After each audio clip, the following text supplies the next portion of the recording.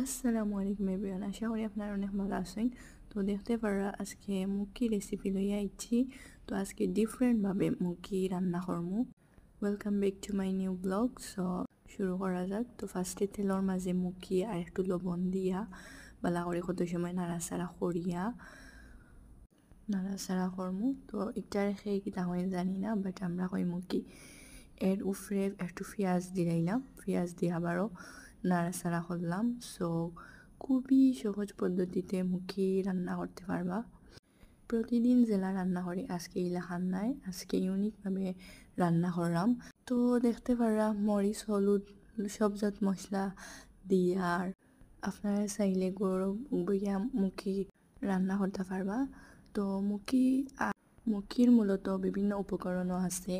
এর মাঝে বেশি তো উপকরণ কচু থেকে আমরা মুগি পাই। তো কচু বেশি বেশি করে খাইলে আপনার রক্ত হইব, চোখ ক্লিয়ার হইব। তো আপনারা চাইলে খাইতে পারেন। আর কচু থেকে তো আমরা মুগি পাই, মুগিরও উপকরণ আছে বহুত। তো আপনারা চাইলে মুগি ট্রাই করতে পারেন। তো ওইবার আমার মাছ কাটা এর দেখা তো কি সুন্দর একটা কালার, মুগিগুলা হিজি গেছে। তো আমরা মাছ উফরে দিলাইলাম, দিয়া বালা করে একটু নাড়াচাড়া করমু। মাছও সব জাত মশলা লাগতো যে লাগান। এরপর শিরাউরা দিয়া দেখতে পারা কি সুন্দর একটা কালার আইছে, মাশাল্লাহ। খাইতে তো আর বেশি স্বাদ। তো আপনারা চাইলে ট্রাই করতে পারবা। ইলাহান আরও নতুন নতুন ভিডিও পাইতে হইলে বেশি বেশি করে সাপোর্ট করতে হইব। সো ভালো থাকবা, সুস্থ থাকবা। আসসালামু আলাইকুম।